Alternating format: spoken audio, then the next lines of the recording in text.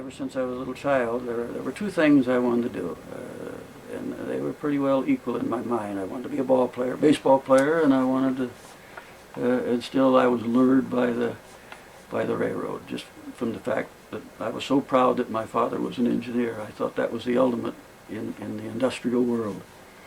During the Depression, it was a great feeling.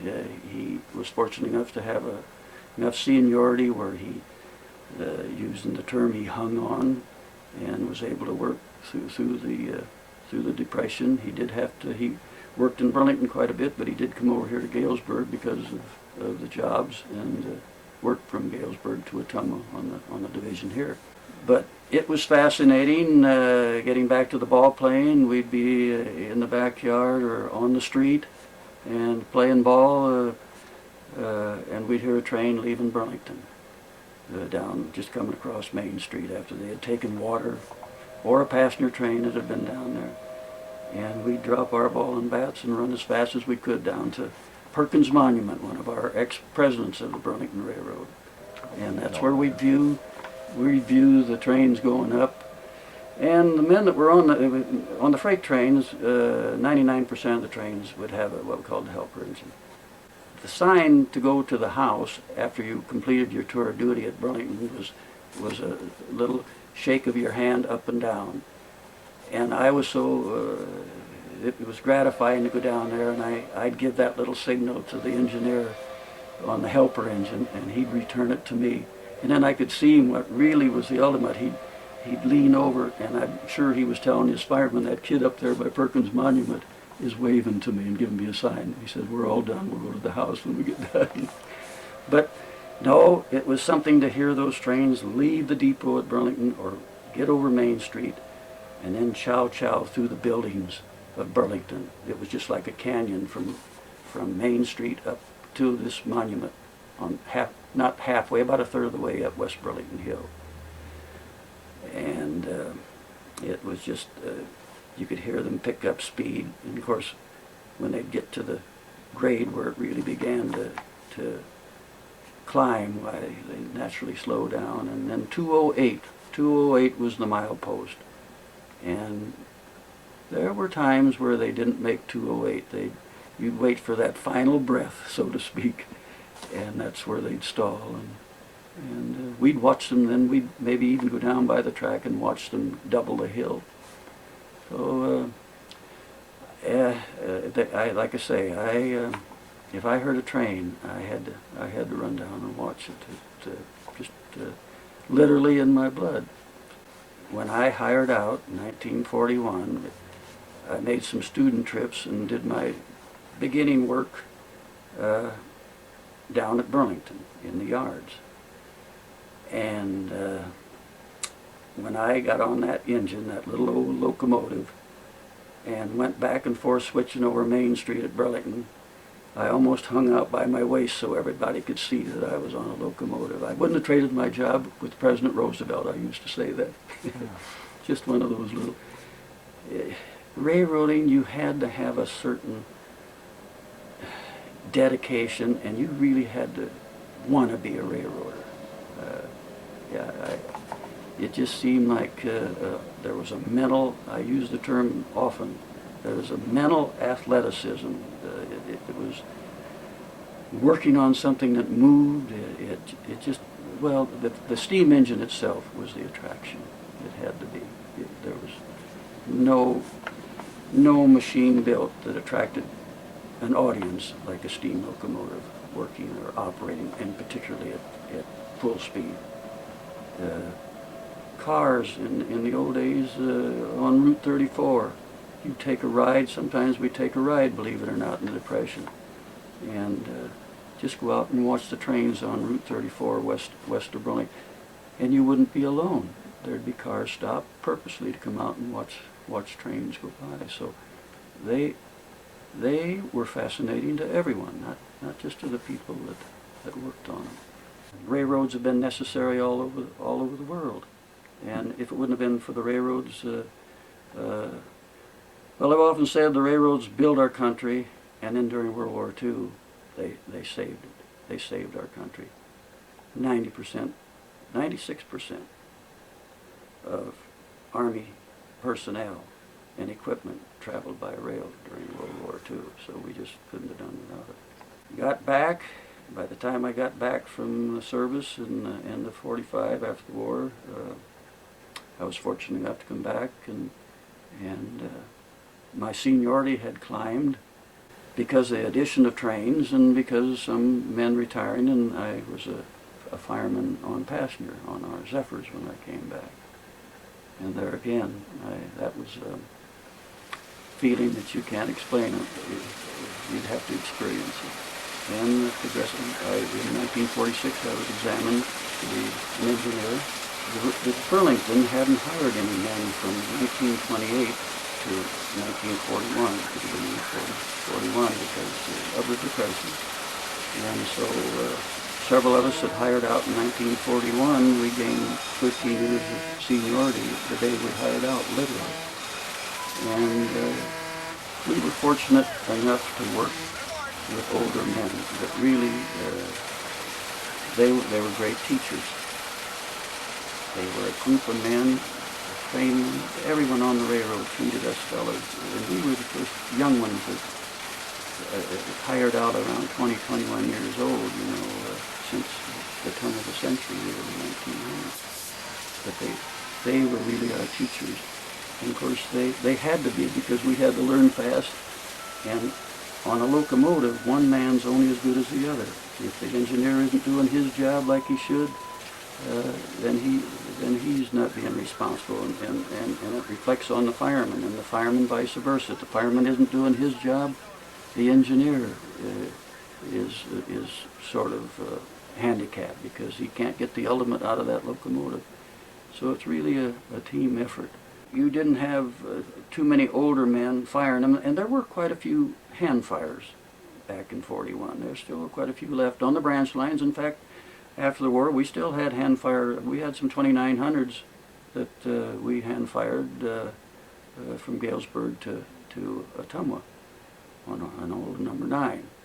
And of course that was passenger, 5, 6, sometimes 7 cars. It wasn't like the older fellas, that what they went through with the O2s and the O1s, O1As. They had to work. But by the time World War II, then we were getting down to where there weren't too many hand fires left. A lot of steam engines, of course. Actually, some of our nicer engines didn't have a very long life. A lot of them made in the 30s, and by the time the end of the 40s, why, some of them were even being discarded by then. But getting back to the work, no, if you there again, if you had to have the feeling for a steam engine, very few fellas ever quit that I knew of. It wasn't that. It was work, but it was still, every trip was a reward of some kind, I'm sure. You don't mean to be prejudiced, but I always felt that's where the action is. I wanted to be up there, and well, I just wanted. I have my first engine up there on my desk. Got it when I was about 2 years old, and I had trains over the house. I still have them for my grandchildren now. We have them scattered. They've set up tracks through every room in the house, and we have quite a railroad right here. But getting back to the steam engine, no, the steam engine was probably the most important piece of machinery during the machine age. It's hard to think of any machine that has done what the steam locomotives did for our. They built our country, and it was a team effort. You worked with men. The engineers were always older than you. That isn't true now, but there again, they were your father, so to speak, and your mentor, your teacher, and you trusted them, and you knew you had to rely on them to really do your job correctly. And every trip was a challenge on a steam locomotive, and I've mentioned it many times. Every steam engine was just a little bit different. There was a little difference in their characteristics on every steam engine. They had their own. There again, it was the feel. Everything you did, it was the feel. How much coal you put in. You watched your stack firing. The engineer was operating. Everything was feel. It wasn't just sitting there like writing. It was, and projecting. There again, in athletics, you're always projecting. And I was just mentioning this morning, like sitting in this chair. It's a rocking chair, and the chair, our seats on a locomotive, you could just about tell what kind of a engine man this individual might be, is how he sat in the cab. All of our engineers, most of them anyway, would sit erect. We had a backrest, but you just sort of had the bottom of your back up against the seat. You sat erect because you had to be alert. You've got to remember, you're moving, and there are a lot of things to look out for.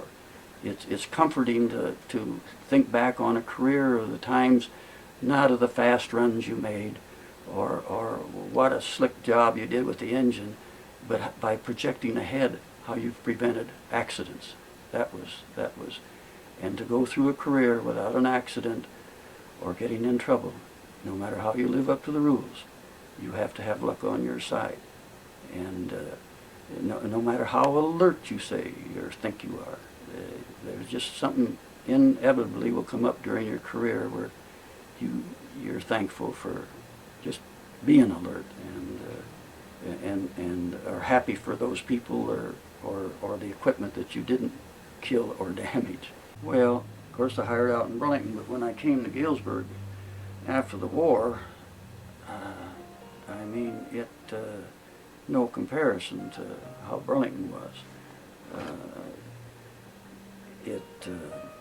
With the yard was a city within a city, and it was just filled with every types of craft. I would be willing to bet that you could sit down and maybe they might be a little tinge of being the same craft, but you could probably come pretty close to naming 50 different crafts on the railroad. And when you came into the Galesburg yard, you felt pretty smug because nobody, you felt everyone was an important cog, not just the fellas up on the trains. I mean, how you did your work, we all had to cooperate together. We all had to pass the ball or throw the ball when it should have been passed or thrown. And just one particular person slacking off could affect how you were doing your job, or how you could do your job, I should say. And so that way, no one had to feel that they weren't contributing to some good along the line. And all our little yard offices and the Roundhouse, the coal chutes, our storage tracks. Well, there weren't too many storage tracks then, but our engine tracks, the engines around the tracks around the Roundhouse were filled with engines ready to go. We're coming in or going, and everything was synchronized. After all, time is money, and that's what you're fighting for. Everybody. You didn't wear the big watches for nothing. Of course, we got smaller ones now, but before they were perfected. But no, everyone. It was a feeling when you went through the Galesburg yard. Every person you saw, whether he was walking along the track, coming out of a shanty, there was a fellowship that I would think would have been hard to even compare with any other industry. Yard clerks had to feel just as important as anybody. When they got there, the train can't do anything unless the other people are preparing you and getting you ready to go. You got enough to worry about just moving that train, but you wouldn't move if it wouldn't have been for all the other people involved on the railroad. So, and everyone seemed to have a smile at that time. Yeah, or if the fella wasn't looking at you, you hollered at him. You know, you just it was a job you had to do to really understand. It provided the full picture. Galesburg didn't. Galesburg had a depot that just. It's one of the saddest. I'm drifting away here, but it's one of the saddest things that, and one of the poorest judgment of things I believe that we've ever done is not to save that depot. What a monument it would have been. Seminary Tower would have been a monument. Seminary Tower was well, on our end at least, it was Seminary Tower, Seminary Tower. They dictated about every move we made eventually. There again, projecting when you'd bring a passenger train in. It was all 30 mile an hour from a little west of Seminary Tower to get down to 30 mile an hour coming into the depot there. It was, you knew when you went by Seminary Tower, Webb Allen and some of the folks up there, you knew that you had a successful trip. And when you were on freight, of course, you always got a hold of Seminary Tower, see how things were lined up, and telling them that you were, of course, during the steam age, there wasn't any of that, no radios there, but it didn't frequent the inside of the Roundhouse all that much. Being a roadman, so there again, you appreciated how your engines were kept in shape, and you had to be thankful for those men. I'm working with one right now, and I try to explain to people how important Bob Brown was. He worked in the Roundhouse. Well, my name's Robert R. Brown. I worked down there at the Roundhouse one summer between my junior and senior year. I got my senior year in, and I went back. They put me in the Watergate. And of course that was what I was before, Boilermaker helper. Well, the man they put me with was Harold Moore. And George Swanson, who was the foreman, says, I want you to stay with that man. Don't hide from him, and watch him. He just got back to work recently, and he had a heart attack. So I was going into fireboxes after they bring an engine in from outside, knock the fire out, and I would beam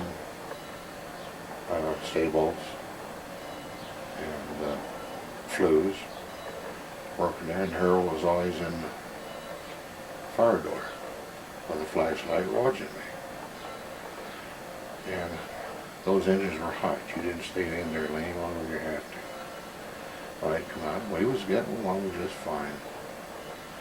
And that was all Harold and I did, was hot work. They had another Boilermaker and helper on the cold work. In the middle of summer, you wore long wool underwear to protect your skin from burning. And it was nothing to get in maybe 5 engines like that in the night. And then they'd have one picked out for heavy repairs, and we'd blow them down, drain the water, and fill them with cold water. This way the day shift, who got bottleness, they had a nice cool engine to work on. This one time we did it, George Swanson says, well, they threw a curve at me. I said, what's that? He said, they ordered that thing. So the fire builder had to come down there and start with a cold boiler. And when he seen what I'd done, he called me all kinds of names, because he had to start from scratch, you know. And then we did a lot of, well, I changed the water. Maybe the engineer said his water was dirty. Well, it might have been got bad water somewhere. Next thing you know, your sight glasses are dirty. You can't see your water. So then you got to use your test goggles, make dang sure you got enough water in it. Boilermaker work, that had to be, you know, one of the hardest job. Those old fellows that done this for years and years, they worked with all this asbestos and stuff around the boilers and all that stuff, and then when they would develop leaks, well, I even saw them inside the firebox. They'd knock the fire on half of the thing, and they'd slide a great big board in there, and the guy'd slide right in there, and gee, it had to be, 150 degrees or more in there, and be in there working, pounding stay bolts in the inside of these boilers to stop leaks. Try to suck, cool air, but here you stood had it was like a 12-foot, 3-foot wide fire on half of the firebox, and you're laying in on the other side of it. I never did that, but I mean, when you worked at that roundhouse, any job you ever got after that made you appreciate it, because those guys, that was really hard work. Everything was very, very physical, and any job you had after that, I don't know how the heck they got some of those guys. They stayed there years and years and years. Well, I mean, you got your job, and got your seniority, and that was the whole thing. Started hard up December of '54, a week before Christmas. And I'd been married about 5 months. My wife was pregnant. And I think, good, I got insurance. I didn't have insurance. She was already pregnant when I hired out. If it had been 9 months, I'd have been all right. But like I was telling you, on changing those boiler water, you'd have to flush the darn things out, get rid of that muddy water, Then you'd have to get a hold of the pipe cutter, change out the water side glasses. And like I said, there was a lot of work in that boiler game. But we were young, dumb, happy. We enjoyed it. Didn't know any better. And, I think my dad started in '32. His name was Harold A. Brown. And he got a draft notice for World War II. And he went to Chicago. Of course, in them days of World War II, if they took you, they took you. You never even got home and got a new set of clothes. I remember I was just yay big. My mom went to there, and that night, about 9:30, the front door opened. There's my dad. He came home when he was 15. My dad had some bad knees. And the doctor says, "Where do you work?" He said, "I work for the Brunswick Railroad." "What do you do?" "Boilermaker." "Go on home, you serve your country there and keep them engines going." And my mom went bozo. He got back to, he went back to work. And he got a new helper named Frosty. And them two stayed together on third shift on coal work for years. That's when I was in here more over on hot work. He worked 50, 55, and he got laid off. Of course, like I said, that's the end of steam. Very few steam. But George come down, got me and Harold one day. He said, "Let's go to the depot." He said, "We got a mail train up there." He said, "The dump grade's down." I don't know if you know what a dump grade is or not. That's one big grate in the back here, one over here, and that's where the fireman would pull his clinkers and put them down there, and they'd go in that pan underneath. Well, one of the dump grates that came down on one side. George says, "Take a look." And I leaned in there and looked at it. He says, "Think you can get it up?" I said, "Well, I think so." So they knocked the fire out in two different sections. They threw one of them 2x12 planks in there so I could stand on them, because you didn't dare stand on them grates, your shoes would start to catch fire. And I went in, and I had two large rags around my head, soaked with water, two pair of gloves on, soaked in water, and like I said, underwear, long underwear. And I wasn't long getting in there because when I got my big butt in that door, there was no draft. And I got in there and I stood up, and George Swanson was holding the air hose in my face. And I stood up and I leaned into that dang arch tube, broke my shoulder. But I reached down, got a hold of that dump brake, and I pulled it up. It slipped in the slot. And George told the fireman to swing it, and it worked. And I came out. Now, if anybody had been in that firebox door, they'd have got knocked down.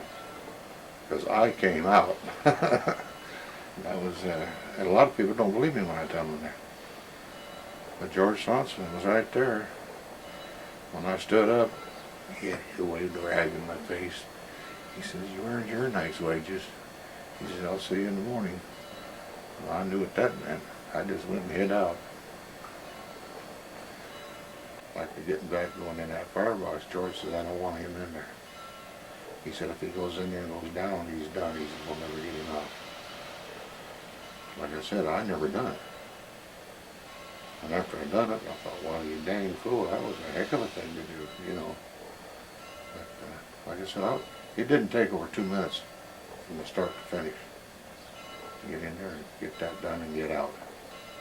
But see, they didn't have any power to change out, put with it, because they had 5 cars on the head of the train that needed steam. Well, you remember the old G7s they had boilers. There was none in town. And like George says, if worse comes to worse, we'll take the engine off, take it down, knock the fire out of it, put it in the house.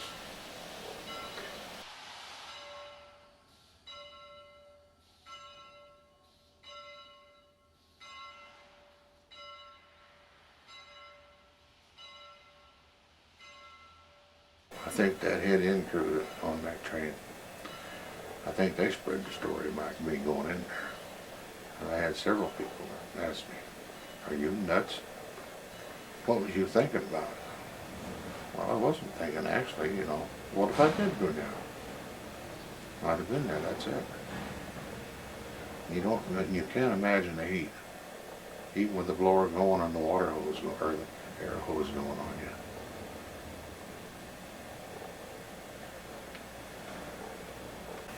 One time I had a job on days for 2 weeks. And Huck Reeves told me, he said, "I'm going to put you over there on days for 2 weeks." He said, "I'm going to put you with EB Ford." And he said, "You're going to put a new crown sheet in that M4 down there." And he said, "You're not going to work anywhere else. You and him are going to do that job, and that's it." And that old man didn't even look at a blueprint. He just used a tape measure. We went in the boiler shop, prefabricated a crown sheet to put in that boiler. Drilled the holes, everything. And they took it down there with that little crane they got, lifted it up and put it down there. He welded a little bit. He said, "Here, you weld." I said, "I ain't that good a welder. I'll watch you." He watched me over. He said, "You're doing all right." We took turns in, because that's monotonous, working over your head, you know. And we got that thing all done. Hydro tested it. Oh, it was all right. Then they put steam on it. And of course, you run the steam pressure up to 250. Then you block off the safety valve, run it up to 260, and you run it up to 270. And I was getting nervous. I was really getting nervous, because if it goes, you know, we're going to. They run it one trip to Beardstown back and stored it. Now me and him spent 2 weeks on that, plus the material. That's how they work things sometimes. No man didn't use a blueprint. He, all here. You got a piece of chalk, and you measure, stay bolt goes there, and drill the holes. He had her. My dad said something. He said, "I hear you're working with EB." And I said, "Yeah." He said, "Stick with him." He says, "You'll learn something." I worked in the crew caller's office approximately 6 months maybe, and a fellow by the name of Joel Christie, who was in the National Guards, got called into the service to go, I believe it was Korea, and that opened up the trainman side, and I left being a call boy to be the trainman side clerk, which done virtually the same thing for the conductors and brakemen as the engine dispatcher did for the engine crews. Keep the records inbound and outbound, and register them in and mark the boards and all that sort of thing. Probably about a year and a half was spent as a clerk in the crew caller's office, and I knew all of the roundhouse foremen from being a call boy to get these engine numbers. This kind of led to one thing to another. This one particular foreman, George Swanson, came in several times and said, "We're getting diesel locomotives in here. Why don't you come over and hire out as electrician helper? We're needing more help to maintain these engines." This was taken into consideration, and I went over and inquired about the job, and I was hired as electrician helper. That probably was about the 7th of December of maybe 1952, and I started over there on third shift working with an old electrician by the name of Vern McFadden, who was about as deaf as you could get. And all the engineers talked to him, they called him Deefy. He was rather hard to work for, but I did get along with him nicely, and we got the jobs accomplished that we needed to do. He was the electrician roundhouse, and he was also required to go to the depot to meet all of the passenger trains and take the speed tapes off from them. And he would write the name of the engineer, the inbound train number, the date, and so on and so forth, and put your name on it and turn it in so that the road foreman could check up on the passenger crews, which sometimes they done some cheating on. They would put a clothespin on the speed recorder so it couldn't go faster than the speed limit, and even though they were exceeding it, they had a good clean tape to turn in. So once in a while, the helper would be required to go to the depot with the electrician, usually to move, when they added cars on, to move the Mars light and the marker lights back to the rear of the car that they added on, or if they took a car off, to move them up to the car that was going to be the rear end car. Sometimes you had to add engines onto the trains and so on, and he would usually take you up when you'd done that. In between times, he would tell the electrician helper, "We need to look at the traction motors on this engine for inspection. You do that while I'm gone." This give you a variety of things to do with trips to the depot and other duties at the roundhouse. It broke the monotony and added spice to it. My hardest days firing was probably when I first hired out on the Milwaukee. Because like I say, of the bad coal. God, we cleaned fires and cleaned fires. 1946, I hired out 2 days after I come home from the Marines, and they gave me a job right away. I think I made one student trip, but my knuckles used to be burnt. I'd burn a pair of gloves off handling these hot iron rakes. Finally, I fired for an old guy. He was the oldest man on the division, named Roy Johnson. A hell of a nice guy and a good engineer. And he taught me how to fire. He said, "Bill, we aren't going to hook a clinker today, because the minute you put a bar in on a fire and started disturbing these clinkers, you made more clinkers." And I said, "Oh God, we'll never make it." Of course, here I'd been around about a year and he'd been around about 50. He says, "You do what I tell you," and he said, "I'll take responsibility." And I said, "Okay." We got on the engine right on the pit. The fire was clinker, just blue flame coming out of the firebox. and he had me shake the grates and break them and fill the holes in with the shovel. And that's the way we worked all day. And when I came in that night after about 13 or 14 hours, the fire was still clinkered, but I'd only dropped the pans once. Just wasn't hooking clinkers out the door. He taught me more on that one trip than these other fuss budgets did all the time I'd been fired. So engines would steam with clinkers, but you had to have some air through them. And of course, the harder you worked an engine, if you had an area in that grate that wasn't making fire, it was very hard steaming. Wanted to get on a mainline railroad, so nearly hired out on the Rock Island, which I was tickled that I didn't. Road foreman was busy or he would have hired me. And I came home that night, my aunt said the Q had called me. So the road foreman treated me real good because I was an experienced fireman and he had a bunch of dandies. And he made me make 2 or 3 student trips, especially on passenger, to get a Union Station card. I went in, got that right away so that I run around a lot of guys on the extra list, fire and passenger.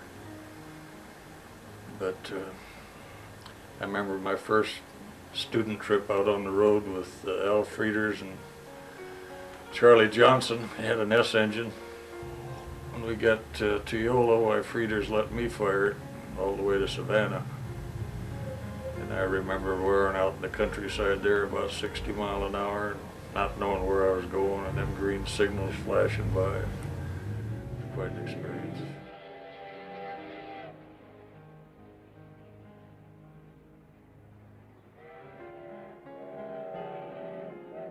You could lose a glass of water so fast that in a heartbeat, which I was used to being on a branch line putting along 35 miles an hour.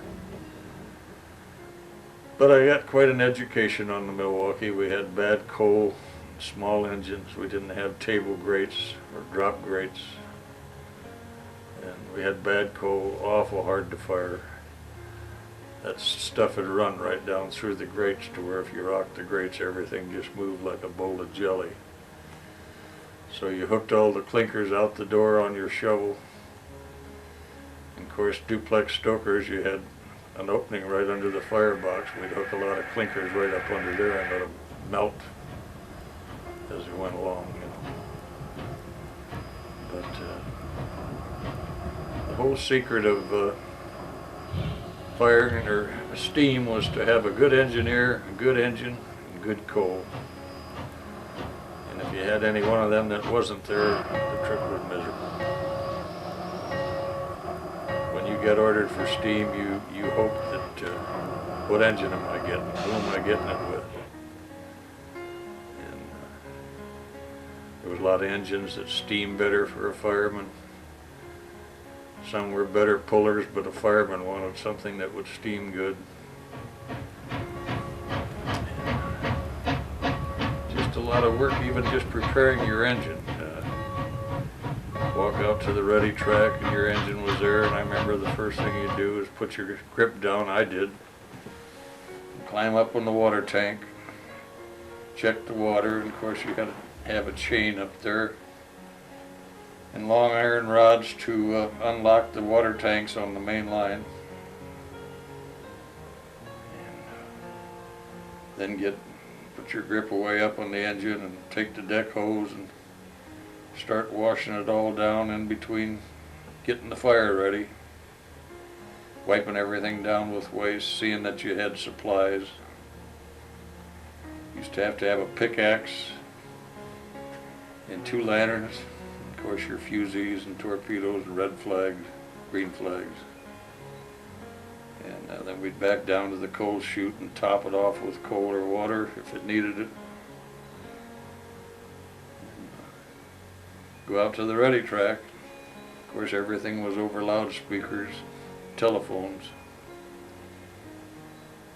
But I remember many times pulling out of Galesburg when piston would be blue from proper lubrication. And the engineer would have me out there with a can of valve oil. He would heat it in the firebox to where it was real thin.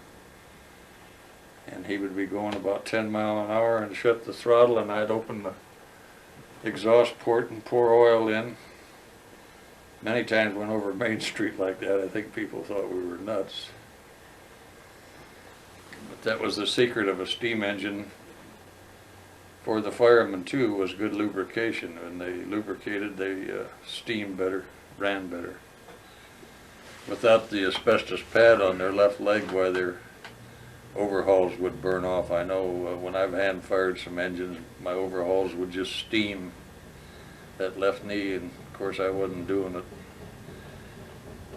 as hard and much as they did. But the guys said the 03 were the killers. I think of these guys hand firing from tonnage trains, which I've done. I've hand fired some tonnage trains. But they did it every day, whether they were tired, whether they got their rest, whether they felt good. And man, they were men. These firemen and engineers were men. I used to fire for an old guy. He had muscle in his arm. I was a kid just out of the Marines, 21 years old, and he must have been in between 50 and 60, and I wouldn't have wanted to pick a fight with him. We'd be going 50 miles an hour, and he'd say, "Watch her, kid," and grab a monkey wrench, and out the window he'd go, out there to get a steam leak or something. He was just a bundle of energy, and strong and tough. Without a doubt, for the engine men, when they got rid of steam, the sting went out of railroading. Lost all the romance, but nothing but hard work for an engine crew. Many and many times when I sit there with a firebox full of clinkers, my lungs full of coal gas, and the brakeman would sit down on the rail and say, "Boy, I wish I'd have went firing." I thought, Jesus Christ, I made a mistake. Did I make a mistake? But I loved engine service.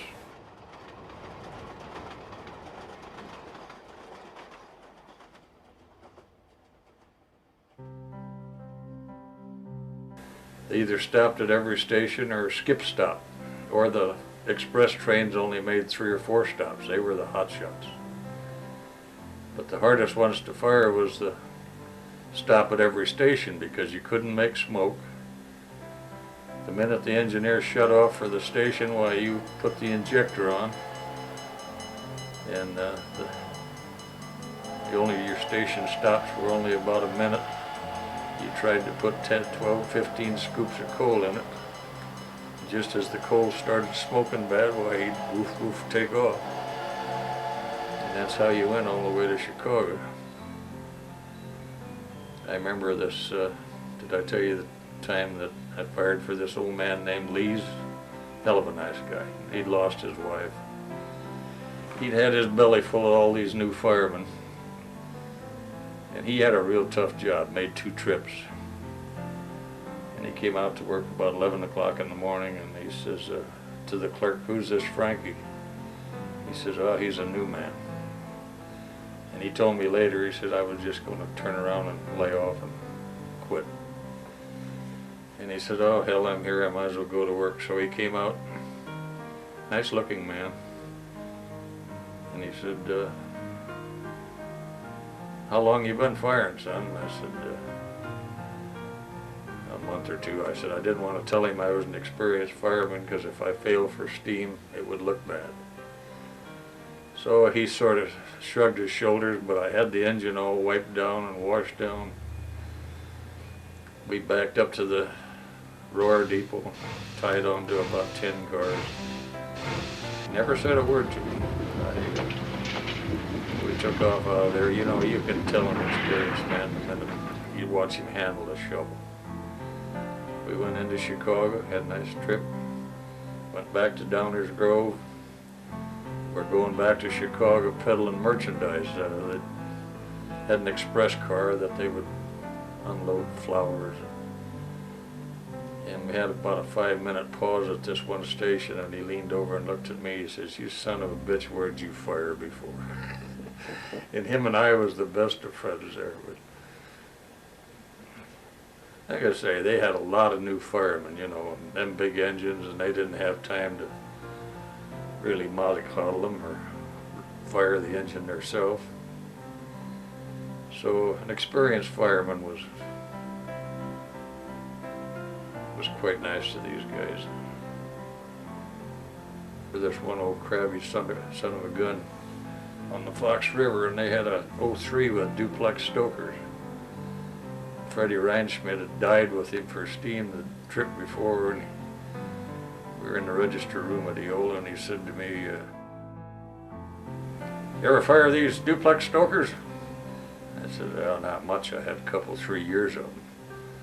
And that guy didn't say nothing. We went down to the Wedren, he bought me my dinner, and let me run the engine. Well, him and I was good friends. The worst trip for us was going out of Savannah around the Horn, around through Mendoza. Well, that was a long trip. And they generally give you a small engine. I know I had some 05s, but a lot of times 01As. I remember one time we had an 01A had 2 water tanks on it. They'd been using it on a work train. And I checked the engine there at Savannah, and the valve between the tenders was shut off. Both tenders were full of water. So I opened it, and the engineer saw me. He said, "Oh, you better shut that, it might leak." I didn't say anything. I shut the valve. Well, we run out of water someplace around Walnut. And the water was so hot in that tank, it wouldn't, even though we opened the valve, it wouldn't flow through. We damn near had to knock the fire. Just a mistake.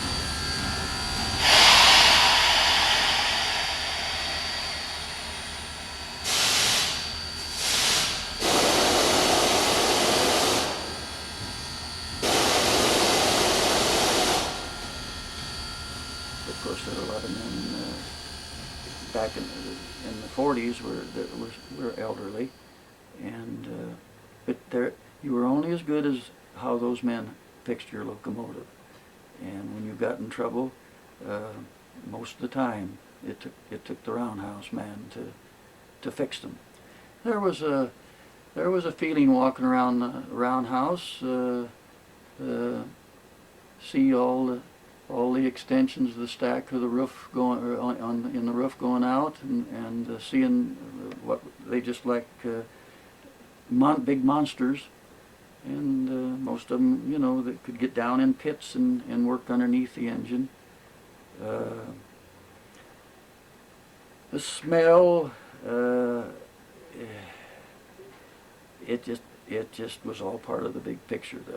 The smoke and the grease and the fire and the pounding, and those men, you know, most of those men that worked in the Roundhouse, the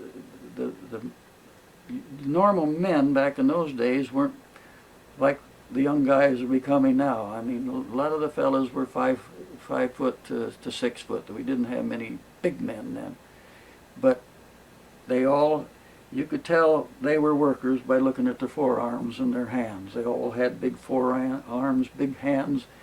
They weren't lifting any light things. But they were usually lifting steel or iron and holding it while they connected it or take it apart.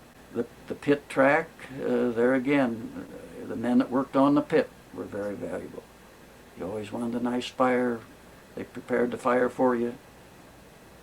Bring bad fires in, those fellas really had to work. And talk about a hot job. They'd drop the ashes down, sure, and maybe into the pit where there'd be a little water, but still that created steam initially after it hit the water, the fire had hit the water.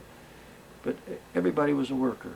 And there again, those men too, we all had to appreciate. The engine, the engine, yes, a man with the savvy to operate a locomotive, no matter how good a man he was, if that engine wasn't operating, the mechanical parts weren't operating like they should, no matter what kind of a trick he'd try to innovate or do. How he did his job was what shaped that engine. And there again, getting back to the characteristics of a locomotive. First thing you do when you come out from the roundhouse, well, the first thing when you got to the roundhouse or to the yard office, you'd look up, mass mechanics office at that time, you'd look up and see the number of the engine. Well, you'd wonder whether the roundhouse men had fixed it maybe the last time you had it. And usually you could tell, there again, getting back to different characteristics of a locomotive, you could tell just, the number would tell you what shape it was in. Then you'd walk out to the pit, and the second thing you'd look at was, you'd get a glimpse of the coal, what was popping up over the top of the tender, you know. You always were thankful to see some pretty decent looking coal, about the size of a walnut for a stoker engine, you know. And but they were all, in those days, guys were all pretty nice to you and help you out, and then the switchman would, you know, help you and tell you this, that, and the other thing. But yeah, it was a totally different ball game back in them days. Everybody was, you know, congenial. The majority of them were pretty decent folks. There was something that you had to keep alert to all the time. There was you just couldn't sit back and relax. You know, you had to be doing something, watching something continually. At the fire, you know, keeping the boiler pressure up, the water, you know, the water in the boiler, and it was full-time job. Well, I fired for Sport Becker for 14 years, and he was really a good teacher. He would never let you get to a point where, you know, you're going to get yourself fired or anything, but he'd let you do some things that were wrong, and then when you'd have to correct it, he'd always ask you, now, did you learn something? Like, you know, setting the air at the wrong place, and you couldn't turn loose something because you couldn't see the signal. And then if it would be red, well, you'd go ahead and stop, but here you'd have the train all stretched out, and then you couldn't start the thing. You'd have to back up part of it to get over on a hill. He said, you start the brake further back, then when you got it slowed down, you're pulling up to the signal. And if you had the board, well, you had the signal, or you just riding on the throttle and take her right in. And if you didn't have it, you'd just bunch them up and you'd stop. Then you'd have the train where you could start it. But he was really good about, you know, letting you learn things.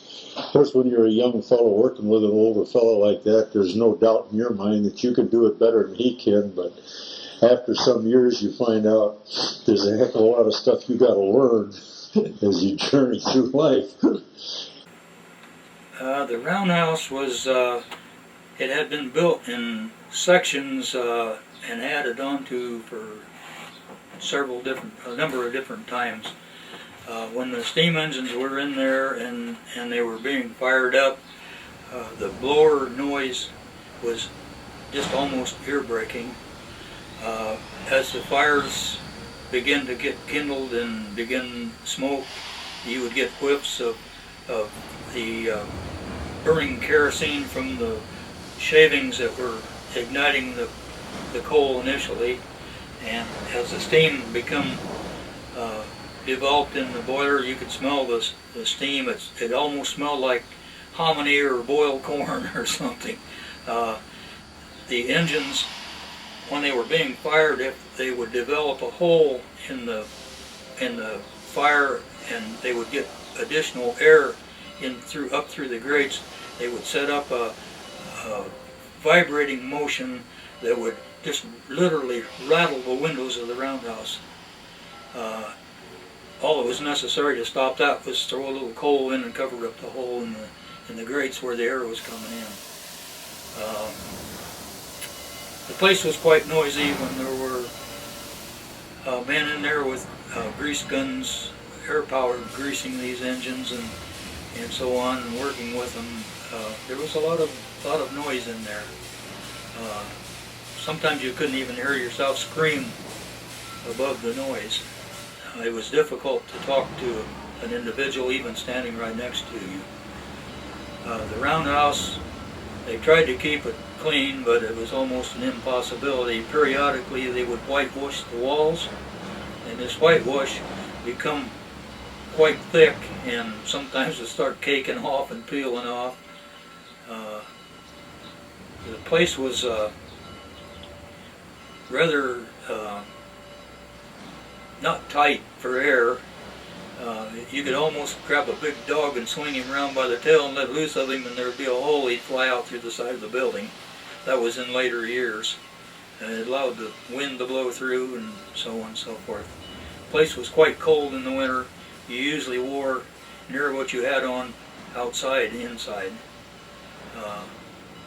Trying to keep yourself warm. Leave a little bit of it off so when you went outdoors you had something to put on over it, but it was rather cold in there in the winter. It remained above freezing, but it was still rather cold. It's working time, you know. I always went down and checked. I went down one night when they had an engine fired in the Roundhouse in 05. I goes down there in the middle of the night, climbed up in the cab, no water in the sight glass, and the guy who works for the city now, I forget his name now, and I fired him right on the spot. I woke him up and then he grabbed for the injector. Well, that's the first thing you want to do. If there's no water in the glass, you better not put that cold water in there or you'll take over and get this side of Galesburg out. Yeah. And as soon as I woke him up, he just grabbed for the injector right now. Well, it's a good thing I was there, because if you put that cold water in that son, but whew, but no, she wrote. I think I like the old fives. Of course, they were the Cadillac as far as I'm concerned. The S4s were good, but they were high speed. One thing about the S4s before they got it much of a speed limit, the West End guys coming in on the S4, you know, well, they had to wait for the bridge. They had to wait until the barge gets by. Then they make him about 20, 25 minutes late. So that's what this engineer in Galesburg going to road, that's what he wanted. He wanted to, so that way he could run the hell out of things and get it back on, and he'd get it back on time. And this happened several times. He could really run. Before we had speed recorders very much, or like that. I had an uncle, his name was Earl Fricky. He was the general roundhouse foreman of all three shifts at the Galesburg Roundhouse. And I think he may have been part of the reason that my father moved from Nebraska to Galesburg to become a machinist helper. Later he proved enough experience that my father did that he could get a journeyman machinist card. That would have been probably about 1946 when he got his card, I would imagine. And he was a machinist, both in the Roundhouse working on the steam engines, and also later he worked in the machine shop on the lathes and drill presses and so on, manufacturing needed repair parts for the steam locomotives. He worked third shift for quite a few years in the machine shop. He was usually the only one in there if they needed some special parts made. I came to Galesburg when I was about 5 years old, and also my father during the Second World War was asked to be a roundhouse foreman at Canton, Illinois, and later at Lewiston, Illinois. The term roundhouse foreman is rather a misnomer, because there was no roundhouse. He done all the work out in the cold, the heat, the rain, whatever. He had two small switch engines, steam ones, that he was responsible for the maintenance on, the repair of, that he could do there, and he had to coal these two engines from a gondola parked on a track next to it. If you can imagine coaling two engines a night and then doing the greasing and service work on them on top of that. He was a little bit better off in Canton and Lewiston. Lewiston Did not have a roundhouse either, but they had a number of engines that served the coal field, all steam engines, and he had boilermakers, pipe fitters, and machinists that worked for him that done the work, and he just kind of supervised them. The things kind of got sticky one time down in Canton. He was asked to give a report why that it cost more this July than it did last July to coal these engines, and he did not reply to it. They sent a road foreman down there and told him that if he did not get this letter answered, that more steps would be taken. So he replied with a letter that the reason that it costs more this year to move this coal than it did last year, on the 4th of July of this year, it was so cold that he had to pick the frozen coal loose. He never got a reply back on it. They took his word for it and ended it at that. He thought he got away with something when he sent it back, and they didn't do anything. The roundhouse, the 41 stall roundhouse, had stall 1 through 14, and they were a little bit longer stalls. You could get 2 diesel engines in them coupled together and close the doors. They came in there and they refurbished all the windows and fixed it up like it could be used again, but it sat idle, and they eventually come in and tore it down after it had been taken care of and upgraded. They tore down 1 through 14 and they put in a blank wall. That was the wall that was near where the new office had been put in by the drop table. 15 stall run underneath the office. It was built over it. 16 stall was the drop table where they removed the wheels from the locomotives. The steam engines used a jack that was in a dug out portion of the floor, and it was on a set of rails, and it had a little drainage ditch at the bottom to get the water drained out of it. It operated with water, and it had a saddle on it that would fit underneath the journal of the steam locomotives, and you used water pressure to push this jack up, and it had several sections that telescoped up, and you could raise these wheels up off the rails. Then you would take out 4 keys, move the rails back, and then you could lower these wheels down out of the locomotive, move them to the side, and pick them out of this cavity in the floor with an overhead crane, and take them to be refurbished or whatever you needed to do, like put them in a wheel lathe and turn them, or put new tires on them, or whatever. This same drop table in later years had a top added on it to fit underneath the traction motor, so they could raise the traction motor up off the rails, take the rails out, and they could tilt the traction motor. They could hold the back of it up. They would pump this cylinder up to get it out of the spring nest, and then lower it down into the pit and remove it like they did the steam engine wheels. This table was designed by, I believe, my father. It had rollers on it and some mechanisms, some arms that could tilt this table to get it to the correct point for this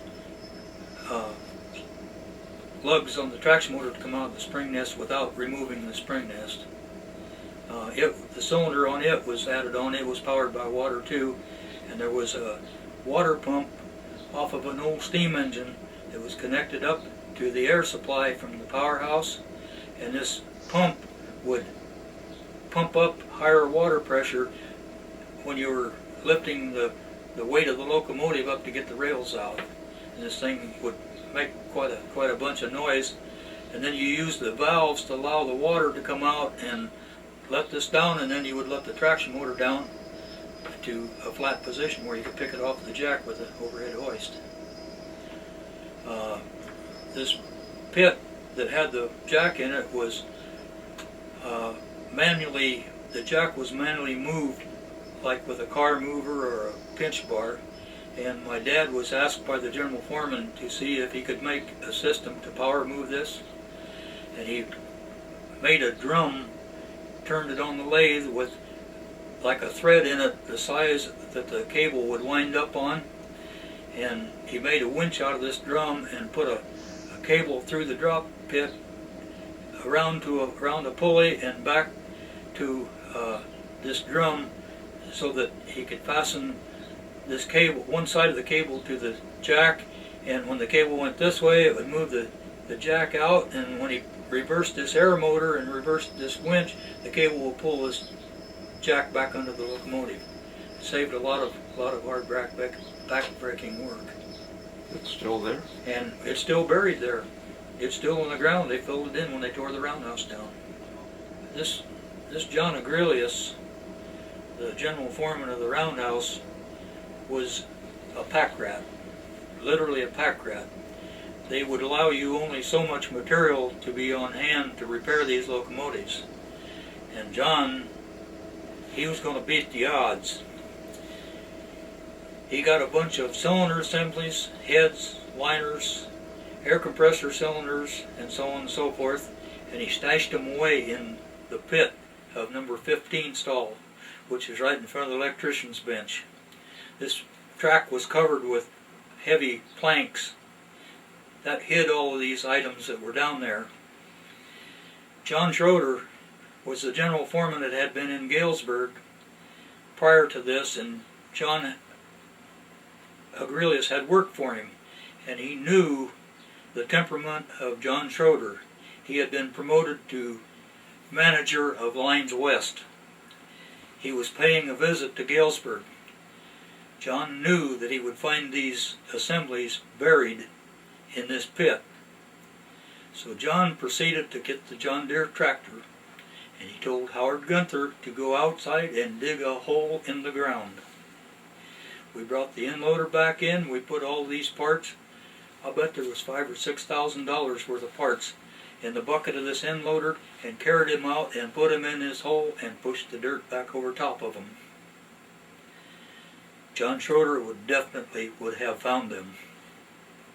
This was John's escape mechanism to get out of the little habit that he had that John Schroeder did not like. Well, I know there's some silver heads. Well, they'd been there quite a while. I think a couple of them had cracked heads on them up back that way. Oh, underneath the floor, up there. I think I got here. You want to hide? I got got two baits across you, hide stuff in there.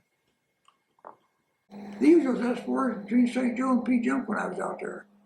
These I'd come out. Let's see, they had the 9908. I was around it quite a bit. It's down in St. Louis. It's only got 2 tracks more than that. And, I mean, you give Tom Moore anything but the 56, for 950, you give him anything else, you'll find everything measured wrong with it. But you give him that for a 950, and he didn't care what it looked like, he took it. He just liked it that way. He lived down at Main and Mall Race right there. This happened a little bit later in another fashion. We had a little caged off area that had a lot of diesel parts in it, and they were called PRDH parts. There was a card that went with them, and when you used one of these parts, you filled out a card and it went to the storehouse so they could charge it out. Well, it was a bit overstocked also. In the same scenario, some visiting officials were going to come, and John decided to clean this thing out.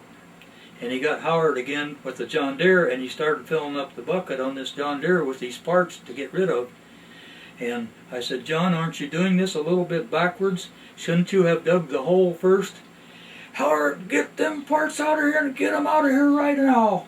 Howard says, what do you want me to do with the John Deere running out and down the road in front of the master mechanic's office? The dumpster that I'm to put these in is not there. John says, Howard, do something. Damn glad I wasn't around there, because I know there's a bunch of stuff went through that. I know somebody got some pistons, had silver heads and were like that, and like there no whole hell they were just in a hell of a shape. I buried him some buck way down there. I didn't dare send where spurting them, but they got rolled up. About 1.5 to 2 foot deep. I bet there's, you want to go down? I think I know right where. I wanted to get them hell out of there. There's the drop pit.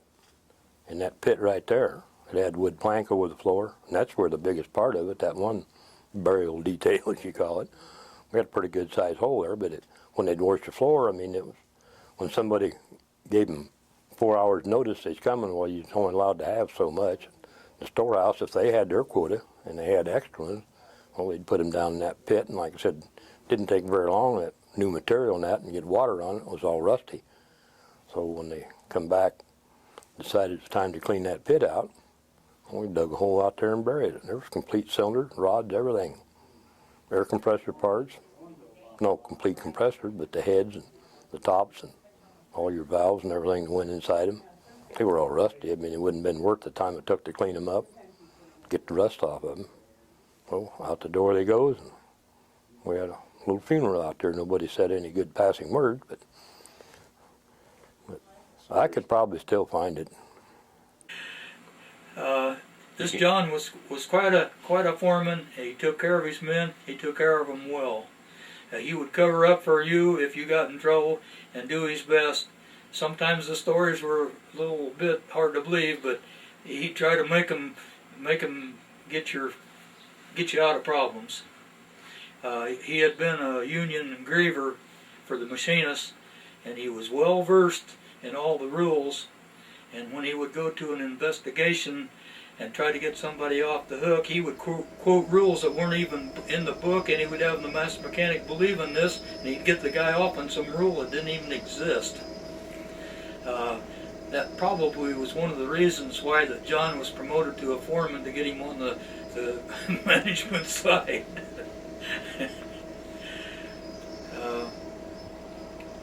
John was a good mechanic when he was working the floor, and he was kind of a jokester too. He could pull pranks with the best of them.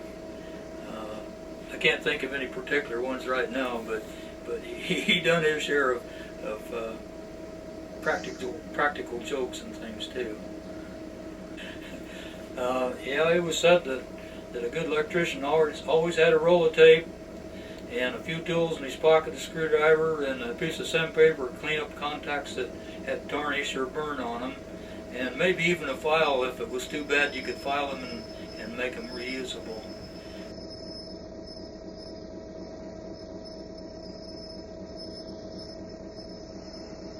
The E5 locomotive was a very beautiful locomotive. It had fluted stainless steel on the exterior, and it had a very rakish nose on it, and it also had a retractable coupler.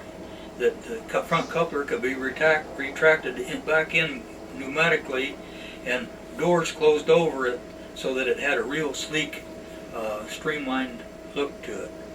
And these E5s did not have a nose door that would open up on the front of it like the later E7s and E8s and E9s did. There was no way to get from that. If it was a rear unit with another unit behind it, you couldn't get to the other units because it did not have access doors.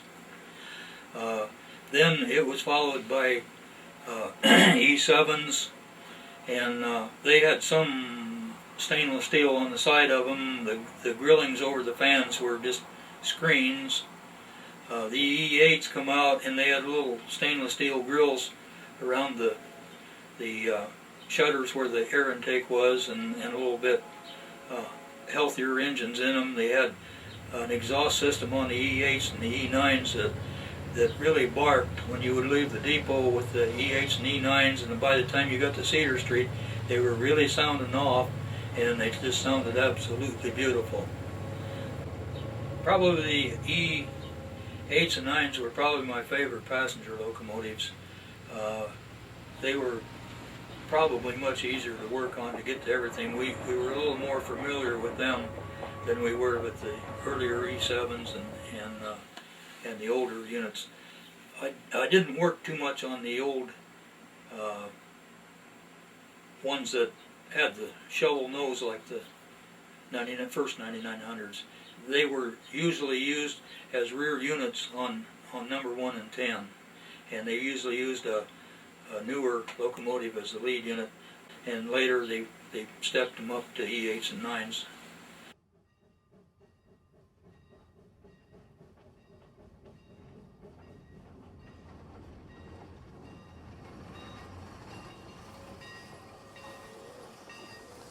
Most of them, they just sit there and practically rusted away. College kids got credit for some of the stuff that was taken from them, but some of the gauges and that, which, you know, have been nice today, but just like a lot of that stuff, who wanted them? Who wanted that stuff back then? Oh, from, what was it, June 2nd of '52, I was going to go at the end of June. They come up with this merger and closing the shop and everything. I stayed another 2 weeks. I think it was 13th of July was the last day of '96 on working. What a museum possibly the Roundhouse could have made. Oh, we had a terrific complex there with the master mechanic's office and the tower. We had the whole works southeast of the Roundhouse. They were relatively close though. And from the pit track, the master mechanic's office was directly east of the pit track. I walked in there and he looked up at me and said, "What do you want?" I said, "I want a job firing." He said, "How old are you?" Well, I think I was 19, just had been 19. Oh, he said, "You got to be 20. Well, I'm only 19. He said, "Well, if you could just be 20, I could hire you." So I went back to the car and I said to this Wahlberg girl, I said, "I believe he wanted me to lie about my age." So I said, "I'm going back." So I went back. He said, "What do you want?" And I said, "I want a job firing." He said, "How old are you?" And I said, 20. "Okay." Wrote it on, take it up to the relief doctor. He said, "I'm going to put you on the coal chute down there for a couple, 3 nights before we see if you want to work." I don't know whether he said that or not, but that's what it was for.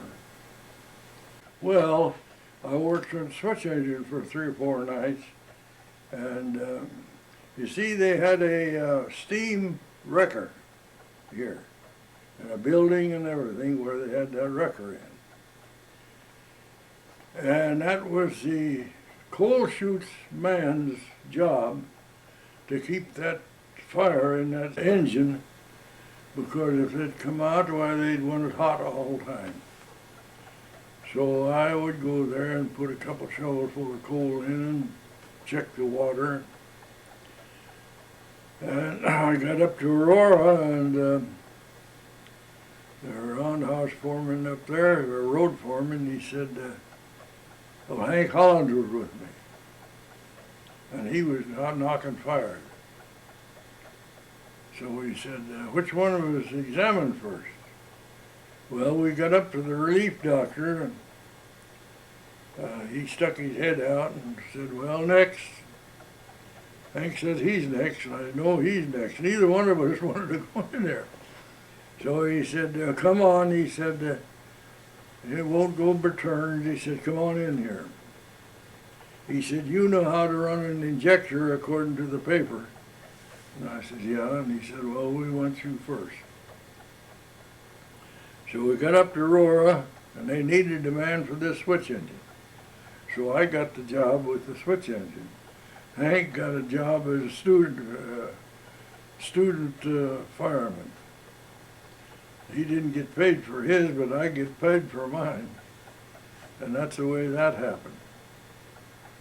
And I fired it all the way to Savannah. And the fireman who was supposed to get paid for it, he's sitting up on his ass. So we got ready to come back. He says to me, he said, "The engineer," he said, "you get up in that seat and sit down." Well, I said, "I'll have to fire every once in a while." "No," he said, "you fired it all the way down. You sat up there, and that son of a bitch can fire it. It's getting paid for it." And that's the way it went. Even on a good fast freight, we had some good fast freight trains. 74A was a meat train, morale meat. They'd get about 40 yellow cars and a big steam engine. 05A, away they'd go to Chicago. And there was a couple other real hot freight trains. The 68s were a hot freight train. First diesel that I fired in a spot where I used to fire steam for 2.5 years. It seemed so funny to be sitting there doing nothing instead of getting the fire hot and watching the fire. But we were all tickled to death when they, especially enginemen, when they got rid of steam. There was some romance that disappeared, but the hard work for an engine crew, and I mean hard, hot work. Froze in the wintertime, and the heat in the summertime was terrific. The cinders, fly ash. Fireman and engineer had to work constantly together, so if you were on a 16-hour trip, it was constant attention, constant work. There was very few minutes that you just sat and relaxed. Of course, if you ever stalled a train for steam or water, or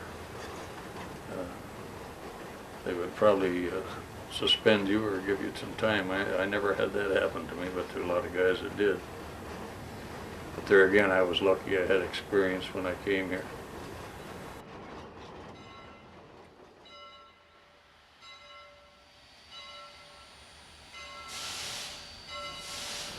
When they were running half steam and half diesel in the pool, a lot of these firemen, when they caught a steam engine, would mark off. The same way with work trains, they always had steam and they were going to be out there for 2 or 3 days or a week. So a fireman on the extra list fired a lot of steam. You got the crappy jobs.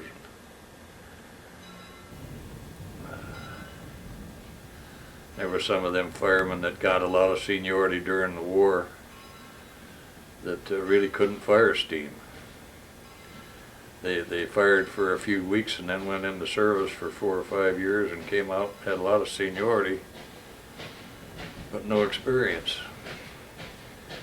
And it worked against them as being engineers too. A lot of these same guys were terrible engineers.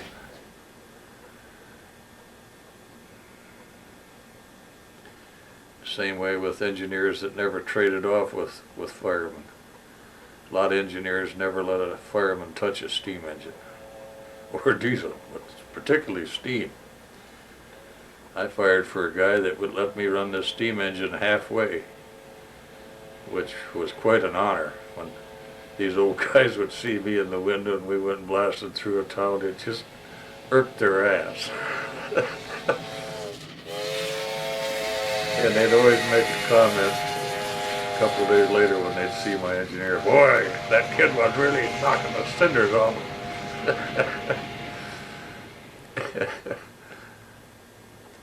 Clarence Richards, I fired for him a long time, and he always traded off with me. He was a good fireman.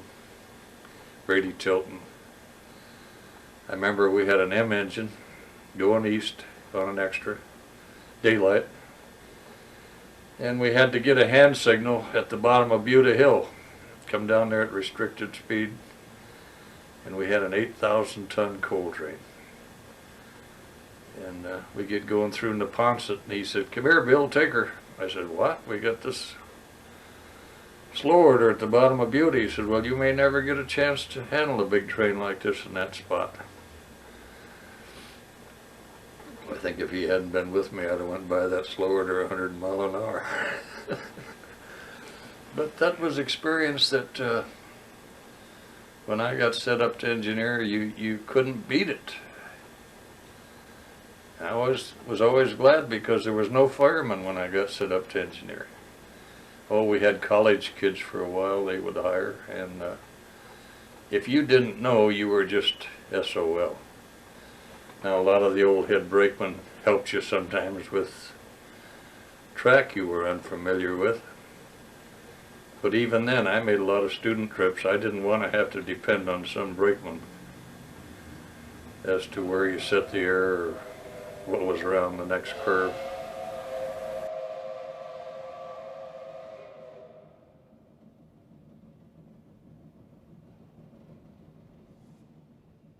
Let me tell you about the time we caught the Notre Dame football team. Brady Tilton and I had a diesel to Savannah, and we get the Notre Dame football team with steam out of Savannah back for Chicago. Had a pretty big train, 7 or 8 Pullmans, coaches, maybe more, 10. Had a big engine, 5630. We left Savannah Depot and we didn't pull 3 blocks until we got stopped for the Milwaukee. They were pulling in the yard and they frogged us about 20 minutes. My engineer, B.H. Tilton, he went down to the telephone, and him and Martin Swanberger was the chief dispatcher. They were good friends. And Swanberger told him, he said, make the best time you can, conducive to safety. He says, I'll cover it up here. They had to make a connection with the New York Central. And when he got back up in that engine, we got the clear board, man, did we take off. Of course, all uphill to Burke, and we're going up there just as hard as that engine could go. And when we got around the speed restrictions at Oregon and that, I didn't know a steam engine would go that fast.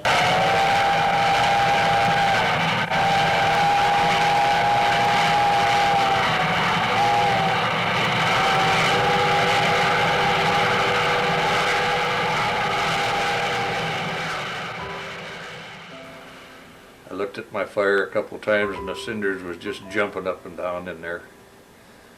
I remember going over and looking at the speed recorder, and we were going 113 to 115. She was just bouncing. Route 30 was on my left there, and we were going by these cars like they were stopped. Of course, the track was good, and these engines. I don't think we made the connection. I don't remember, but I don't think we made it. That was always my favorite engine. That was a dream trip.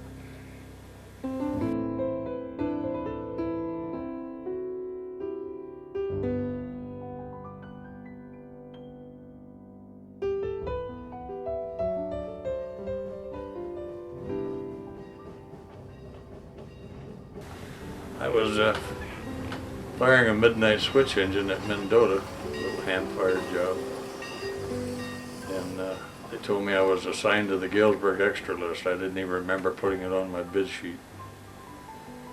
And I thought, where in the hell is Galesburg? So I got in my car the next day, found Galesburg, and I found the Roundhouse by following the smoke. I parked over by Knox College. The whole south end of Galesburg was just covered with smoke from 10 or 20 steam engines sitting out there. I remember walking across the tracks finally found the office. I was amazed when I walked in at these big boards with hundreds of names. Hadn't seen anything like that. And they put me on the extra list. And Beardstown men had a little bunk room.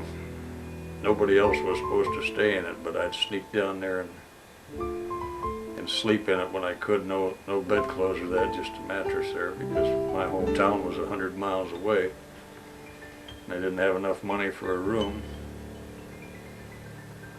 I remember how good a lot of the engineers were to me. They shared their lunch, wanted to lend you money, helped you in every way they could. There were just a few that was no good, but most of them, if you tried, they helped you.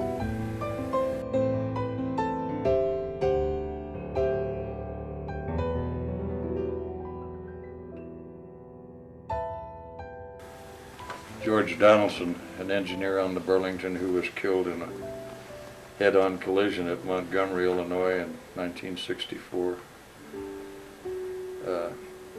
I caught George. We were on a short load with steam, big train, and we got Zeringer someplace and set most of it out. In every steam engine, even some on passengers, stopped for coal and water at Mendota. And George said, let's highball Mendota. And they had a handful of cars, about 35, 40 cars. And every time you got passed by a crew, it hurt you on the train coming home. We always figured how many crews were ahead of us, what train we're going to come home on. And when you caught these short loads, sometimes you'd get passed 3 or 4 crews on hot shots. Well, there'd been a couple go by us. And we had most of our trains set out at Eola.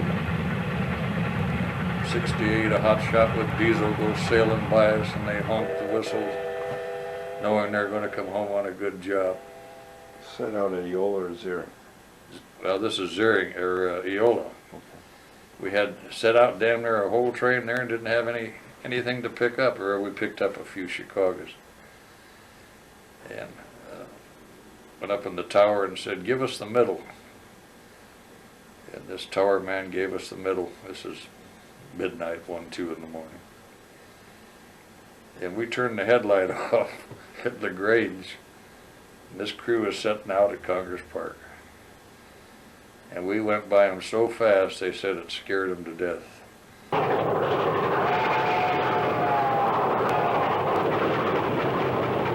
They didn't hear anything because we're coming downhill. And we probably went by them 70 miles an hour in this steamer. And we're really proud of ourselves. We passed this crew back and figured we're going to come home on a hot shot with diesel. And I forget what they ran or what they did with the crews, but the next day we got a 16-hour short load with steam. We went out and switched at Congress Park for a long time, waited for the dinkies. And we had a big train out of Congress Park. It was about, must have been right around 0. We get out to Eola and they filled us. We set out and picked up. We left Eola with 125 cars, and we're going along about 25, 30 mile an hour. And we got to Salmonak, and it was just like we had the air set. And we can't see any sparks. And it was so cold, it went to about 15 below 0 at Salmonak. We just barely made Mendota, and we reduced the train, and I remember me and the brakeman trying to find some place for a cup of coffee, and wasn't a place open in the whole town. Snow crunching under our feet, frozen snow. Make a long story short, we came into Galesburg.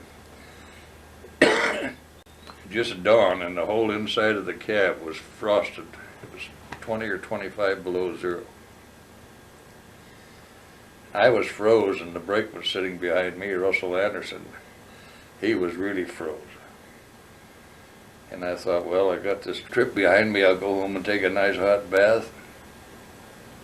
Got home and the gas pressure in Galesburg was down, and the house was about 60 degrees. God, it took me a week to get over that trip. This one guy that wasn't from Beardstown, he came around and we're sitting up at the depot in Roar, and he says, I just hired out firing. You ought to go down and hire out firing. I said, oh, hell. They'll have all the men they want by the time I get down there. And he said, no. So I walked down, and I don't know if you remember the old Roundhouse office in Aurora or not, but I walked in there, and old Joe Boyle was the head clerk. I says, how about a job firing? He says, when can you go to work? And I says, well, I've got to go to Roar or to Rockford and get my bedroll, and I can be back tonight. He says, come see me in the morning. So I got my bedroll, and I came back to Roar, and hell, I don't have anywhere to sleep or anything, so I walked down to the freight house, which used to be right by the Roundhouse office, and there was an empty boxcar there, so I threw my bedroll in there and went to sleep. I've often wondered what happened if they'd come close the door and I'd ended up Timbuktu or somewhere. But anyway, I went over to see Joe in the morning, and he sent me down for a physical, and came back, and he put me out with on a student trip on a switch engine with, I've forgotten his last name, but he showed me that. Well, it so happened I caught him the next day. And he says, kid, how long's it been since you had a bath? And I said, well, it's been 3 or 4 days. And he says, well, to cut into the story a little bit, I've got a quarter to live on 3 days till payday. And there used to be a restaurant down from the Roundhouse. Soup was 10 cents a bowl. And so first day I had a bowl of soup, second day I had a bowl of soup. Now I got a nickel for the third day. And you remember those great big payday bars? They were about that long. Well, that was my meal the next day. So then the next day I see Hugh and he says, "How long has it been since you've had a bath?" And I said, "Well, it's been a few days." Well, he says, "When we get through, you come home with me and take a bath and I'll give you something to eat."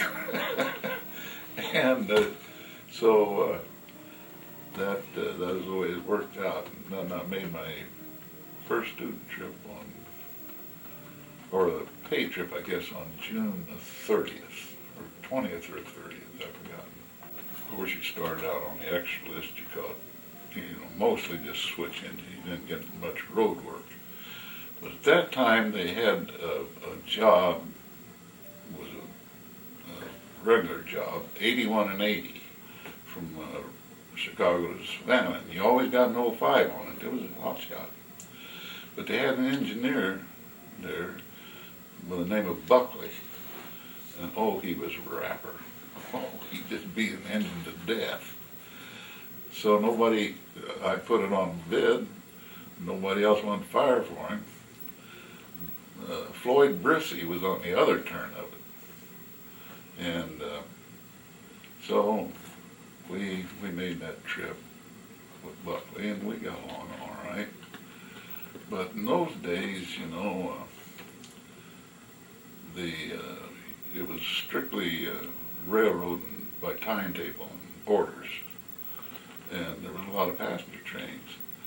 And like I say, Buckley, he was a goer and a rapper, but he had a brother that was a conductor. And we caught his brother's conductor one night. And we're going out, and I forget what passenger train we had to get clear of, but we went to Hinckley to clearing, and we just barely made it. You had to clear a passenger train 5 minutes. So we made it on it though. But while we're sitting there, in fact, the passenger train was a little late.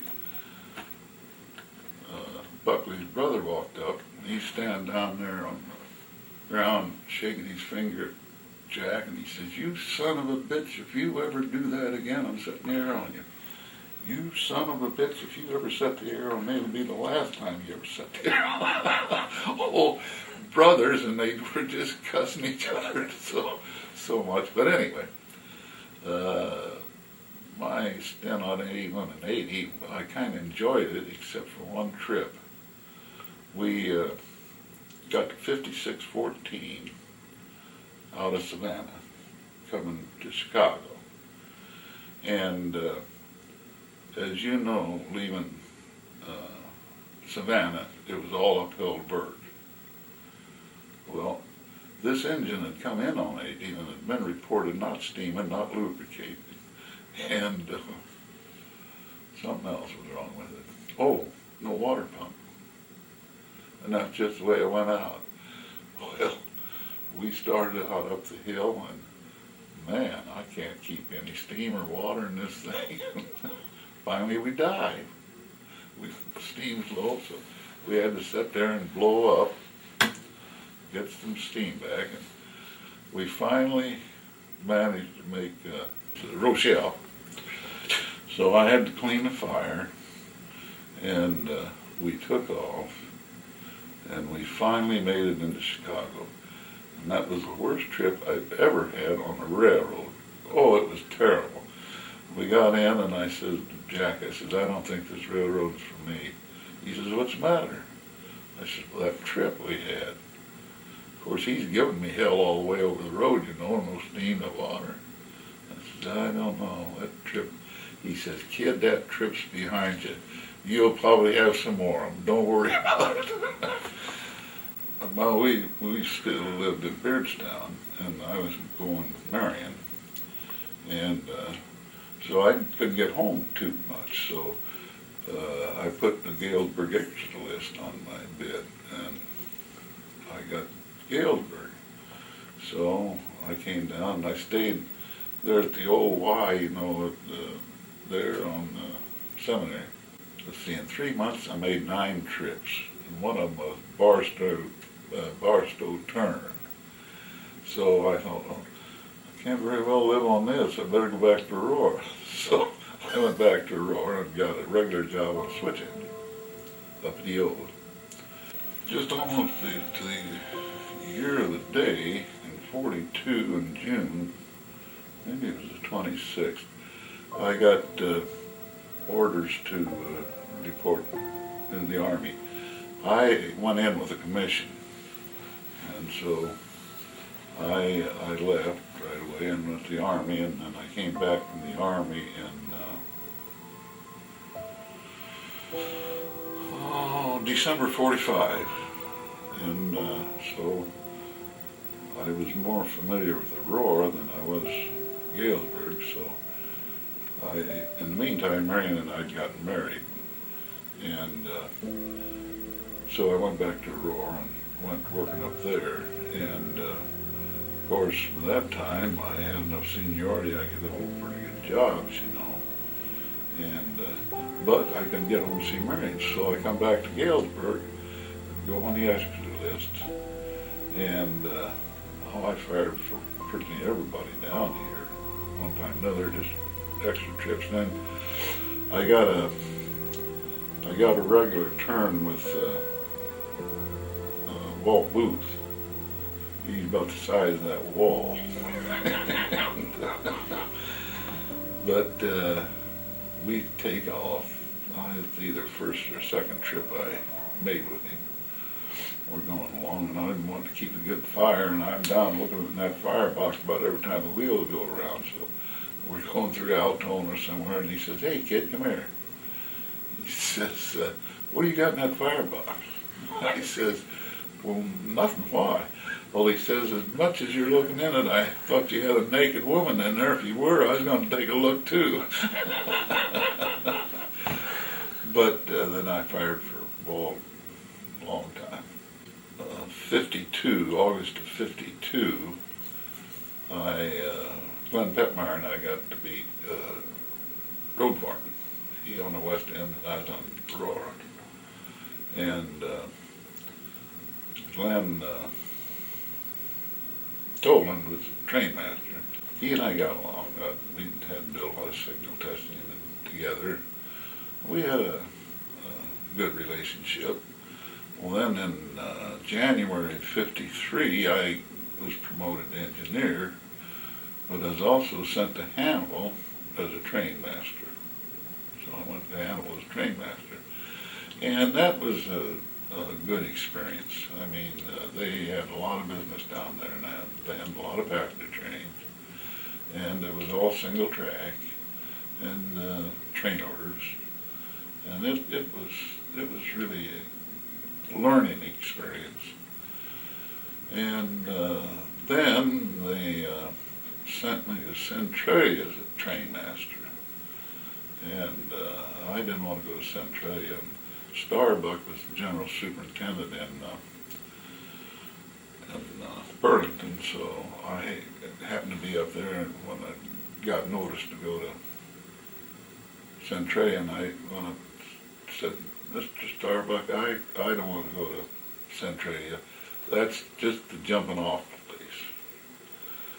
Oh, he says, "You go ahead and go." And Potorf was the vice president then. He said, "I'll call Mr. Potorf." So I said, "Okay." So I went to Centralia, and Potorf called me. He says, "You understand you don't want to be down there?" And I said, "No, I don't." Well, he says, "You stay there. You stay there." I said, "Okay." But in the meantime, I'm so busy trying to learn that whole railroad, and my daughter's in school in Hannibal, and I don't get home but maybe once every other week. And so I thought, this is no good. But then, after 3 months down there, they said, "You go to Aurora to be train master."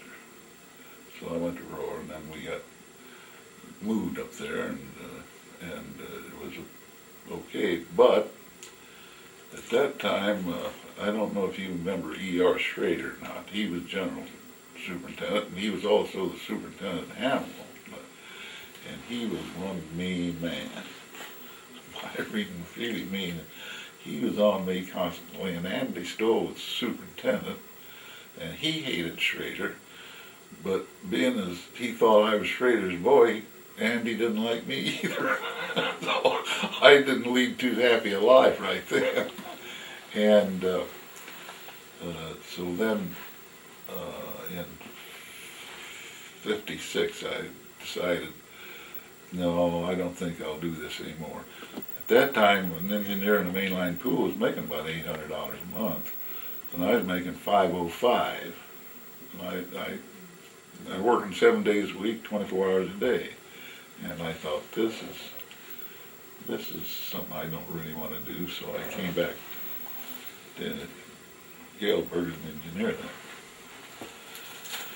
then, and I retired in '87. So that kind of completes my resume. The passenger depot was so busy all the time. They were either making up some trains or a train was coming in. Galesburg was a vibrant, going town then, and of course, still in the Depression, nobody had a great deal of money, but it was really a nice place to be, and the railroaders looked up to, I think, and they had some nice places to eat. In fact, they had a beautiful restaurant right west of the depot, Greer's, I believe it was called, and open 24 hours a day, and a lot of railroaders ate in there, you know, coming and going to work. Most everybody that I knew kind of walked to work. Well, the Galesburg depot was a kind of rallying point for trainmen and enginemen, because every 2 weeks you had to have your watch checked, and they had a jewelry shop in there, and you'd go down there and you'd have to register your watch and see that it was, I've forgotten, within 10 or 15 seconds of being correct. You had to do that every 2 weeks. Well, as I say, the depot was such a busy place. I mean, there was trains coming and trains going, and switching around there, and just think they used to have 5 tracks at the depot. And of course, upstairs they had all the offices and telegraph office. I've forgotten whether they had dispatchers up there or not. I thought maybe they did for the Galesburg division. Well, the Roundhouse, actually, we didn't go into the Roundhouse itself so much, but they had an oil shed right outside, and you could get ordered. You had 45 minutes preparatory time when you went to work. That's so you can get out and look the engine over. In other words, we went to work 45 minutes ahead of the train. You get out and look your engine over and get it all ready to go and all that. They had this oil shed out there, and in the wintertime, if we went out and our engine wasn't ready, we'd sit in there, and sometimes I've sat in there as high as 2 hours waiting for them to get the engine out. And of course, there was benches on the outside where you'd sit in the summertime and wait for your engines. But I'd say half the time, maybe a little more, your engine was always sitting there ready to go. Of course, you had to check the water and coal, and if you had needed any of that, you'd fill her up. And then you'd back out to Yard D, cross over to either the east or west side or the yards, and you'd sit there until you got the air, got a highball, and in those days, of course, there wasn't any radio, and the only way you could noticed that the area you had to watch back the way car, and somebody'd get up on top and wave a fusee, and you'd try the air, and then if it was okay, you'd see the fusee go up in the air, and it was okay to highball. Of course, after I'd been firing quite a while, Walt had trade off with me, so I ran steam engines that way. And I'm trying to think of my first. It was from Galesburg to Chicago, and I was never worried about running the engine when Walt was there. But when you step on an engine and you're going to be the guy doing the work, it puts a different slant on it. In the first place, you're going to be out there alone. You don't want to make any mistakes and screw up, and you don't want the trainman yelling at you for screwing up. It was in '05, I'm pretty sure. I caught a lot of extra passenger work when I was firing up the roar. The fastest I ever went on a steam engine was 97 down through Oregon. And of course there was an order board there. And then we had the 3012. I'll never forget the engine. And we're going down there, and there's a little curve coming in the depot down there. And I was praying like hell that order board would be green, because I didn't want to pick up an order. In those days they'd hold the orders up on a hook, and you had to hook them with your arm. And at 90 miles an hour, hit one of those going to sting. But thank goodness it was clear. But that's the fastest I ever went on a steam engine. Fastest I ever went on a diesel was 2 and 5 was that little scoot, the 9902. And I fired that for quite a while, and I was firing for Dopey Thorn. And in the winter, Christmas time, the little scoot couldn't handle all the people that wanted to go from Galesburg to Chicago, so they put conventional equipment on it. And we got, I think it's the 9915, I'm not sure. But anyway, Dopey wasn't called Dopey for nothing. We tip over Westmont going down there, and we're going like, I know we're going fast. I walked over and we're going 117 miles an hour down through Hinsdale. I said, Dopey, don't you think you ought to ease off on her? She'll be okay, kid, don't worry. But that's fast as I went on a diesel. I was firing for Hugh Crane. Well, Hugh Crane, first thing he did when he got on the engine was stuff his ears with cotton. And of course, on the little scoot on those little diesels, you were sitting right next to the generator and the engine pretty much, and it was noisy. So when we leave Chicago on the 9902, and I always go back and check if everything's okay. Well, I went back there, and the water tank was, for cooling the engine, was up above you, and it had a glass showing the water. Well, I noticed this water dropping. And we stop at Princeton. And I go back, and boy, it's down quite a bit. And I said, Hugh, we're losing water. She'll be all right, don't worry. We start up Buda Hill, and just before we get to the route board there at Buda, the engine quits. We go back, and it's run out of water and overheated. And I said, we're just out of water. She's overheated. She stopped. Well, he says, there won't be any trouble with this. We stopped right on the crossing by Buda Depot. That was it. Because he said, we'll just get the fire truck down here and fill her up. We'll be okay. So they called the fire truck. The fire truck come out, and you put the water in through a pipe on the top. And just as soon as they started putting water in, it would just run out the bottom. You couldn't get any water in that thing at all. So we've got the railroad kind of tied up, and the dispatcher wants us over on the other track. So he says, well, we'll get everybody off the train, we'll just push it over there. I says, you can't do that. Sure, we can push this little thing over there. So we got all people off the train. All the men got hold of something, started pushing. Of course, we didn't move it an inch. So then they had a unit at Mendota then, because they had a kind of a dinky then ran out of there at that time.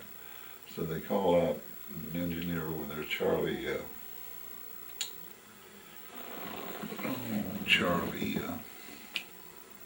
I can't think of his last name.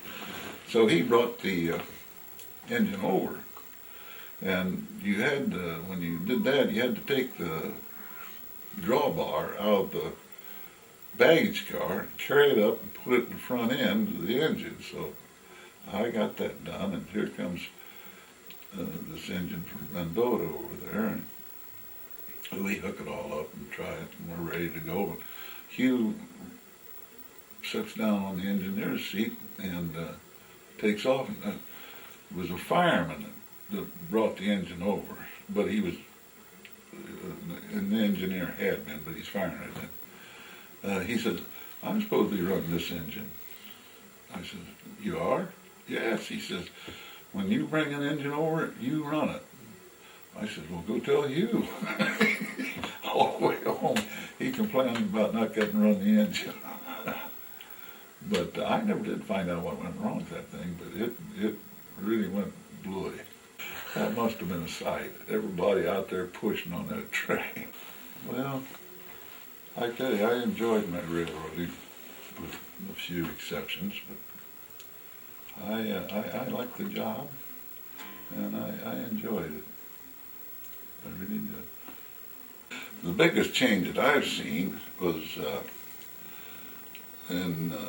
was the coming of the diesels, and then the CTC, where you got away from all train orders, and of course the equipment's better now.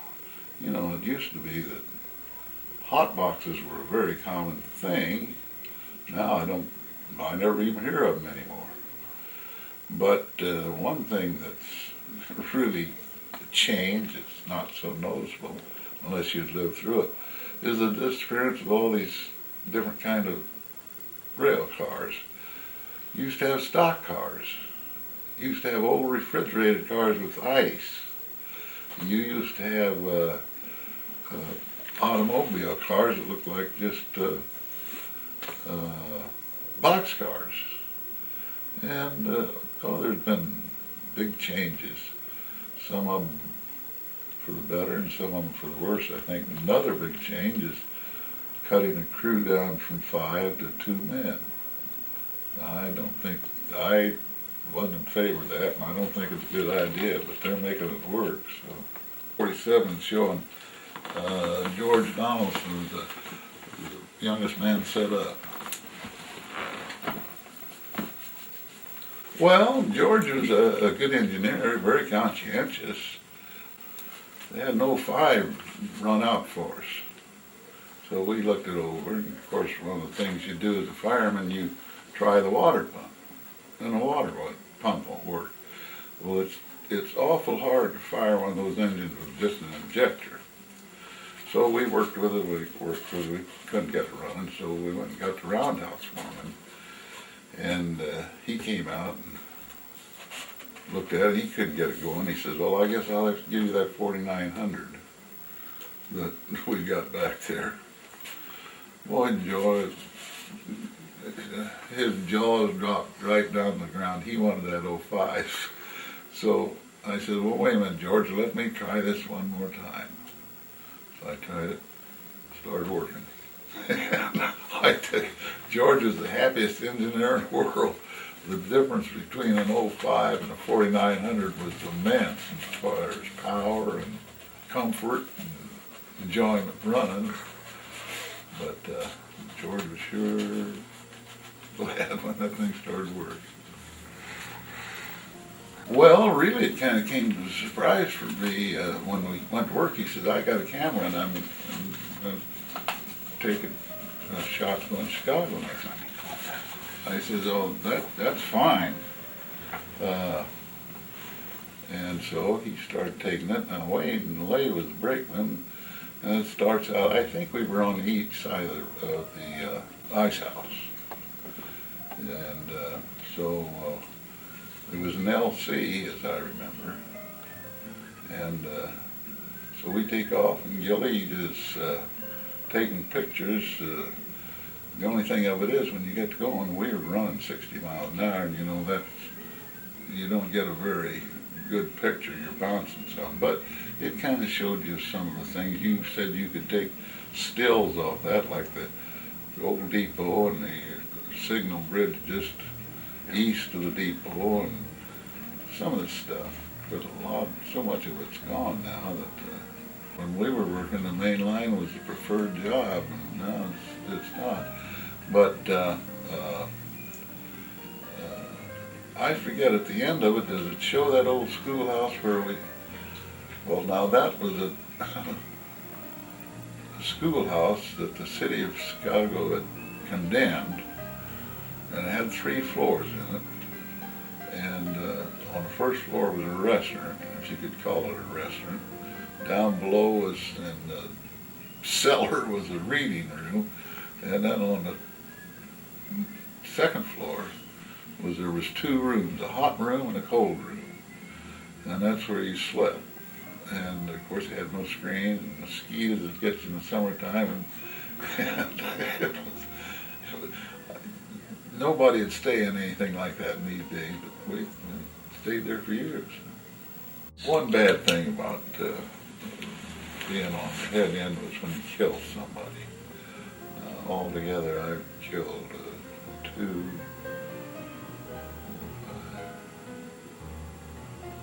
I think 7, and that's really upsetting. But things that happen. Well, actually, I miss not going to work with the guys. I mean, frankly, you'd have bad trips and you'd have good trips, but you'd have the good trips outnumbered the bad ones. And I don't know, it was just, as I say, the guy said, it's kind of like belonging to a fraternity, and you go to work, you see guys that you knew and enjoyed, and yeah, that's kind of what I miss about it. I'll tell you one experience I had on the railroad. They ran a turbine train down here one time, and I caught it out of Chicago. And that was quite an experience. It's the only one that I know they've ever run down here. It was kind of a test train, but it was fully loaded. But the only thing of it is, it's kind of like a streetcar. You set up in an engineer chair right here. Here's people here and people right back of you. But that was an experience. He just told me how to start it and stop it, and then went and sit down. But you had a kind of rheostat like thing that you'd open it up and you'd take off. Then, and I still don't know how they worked it, but you bring it back the other way around here, and this was braking over here. And coming into Mendota, I know we had a clear board coming into the east end of Mendota. Those days my eyes were a lot better. I looked up there and that board's all red down there. And I'm stopping a train going fast that I've never really stopped before. The railroad itself was, well, it was the big thing in Galesburg. Everybody either had somebody working for the railroad or knew somebody working for the railroad.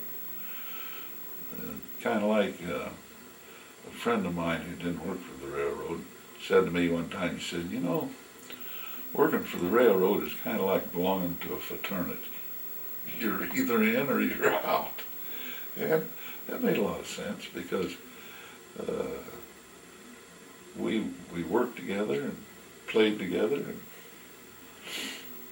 it was a different feeling altogether in those days. Back in those days, if you did your job, did it right, there wasn't anybody going to say anything to you. Kind of completely different than it is today. But back in those days, you know, the general office of the railroad was in Chicago, and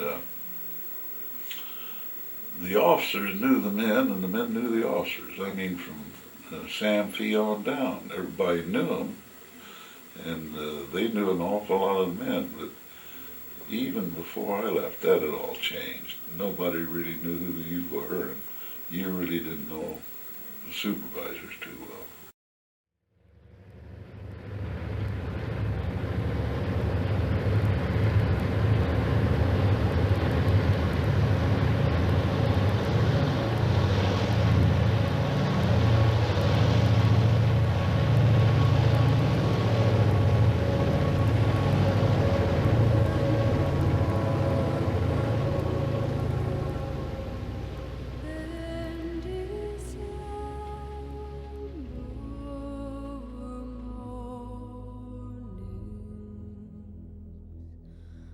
Burlington used to figure that the engineers on the Aurora Extra list were some of the best in the country, not the best, but some of the best, because of all this variety of experience, just like you said. A guy could take a suburban job and do a good job, not just ramble by, but do a good job of it. The suburban was a hard job if you didn't know where to start, because they had the time set up on them so tight. Say you're going 40, 50, 70 between stations, and you got to stop at this station, you have to know where to set that error, and if you waited 2 seconds too long, you're half a block by the station. So until you got comfortable with this, whenever I'd catch a hot shot suburban, the old heads would say, now when you see that garage at Naperville, that's well, what garage? Hell, I'm too busy looking at the speed recorder. What garage? It was quite a transition. I know I was comfortable on the extra lifts there, and I really enjoyed it. And I did as an engineer because of the variety. I might be on a switch engine, which I hated one day, and the fastest train they had the next. Suburban, generally we caught it for a week on vacations and stuff. The C&I, on a foggy night, it took me about a year to get real comfortable with it on a real foggy night, if you ever get comfortable. But it's hard to tell somebody what it's like handling a heavy train in the fog to where when you hit a yellow board, even if you were down to 5 miles an hour, and the next board red, you can't hardly see it before you go under. And a lot of signals, if you went by them 50 feet, you were into the side of somebody. So there was a lot of stress. A good smart man felt this stress. He'd come home exhausted from some of these trips. And it's hard to explain to anybody, the near misses of fatalities. And we've all hit people and had fatalities, and it's tragic. And what it does is, when you saw somebody close to the tracks after that, your mind associated it with the last fatality you had, and the blood would just drain right out of your feet. It's hard to tell somebody the stress of this. Used to be when I hired out, a railroad man was highly respected, and especially firemen and engineers, highly, highly respected. I was so proud to tell people that I was a fireman. But gradually, as the diesels came, it seemed like nobody cared. But I know after 42 years of being a fireman, engineer, road foreman, I've had a lot of experiences. Nobody ever asked me anymore. Where did you work? What did you do? And it's a little frustrating when I get with another rail that I used to work with and they're getting few and far between. I just enjoy railroading with them because the average person can't understand the philosophy of railroading, what it was like for the engineer, fireman, brakeman, conductor.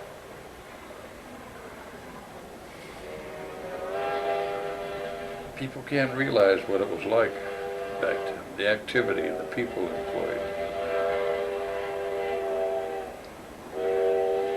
Even in the railroad in the last 35, 40 years, we've seen people just disappear. People at the Roundhouse, the depots, crossing guardmen.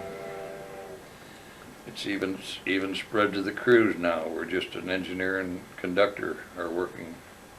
It's a strange feeling. But what I can't get over is that very few people seem interested in the railroad anymore. I have very few people ever ask me, well, where did you work, Mr. Frank?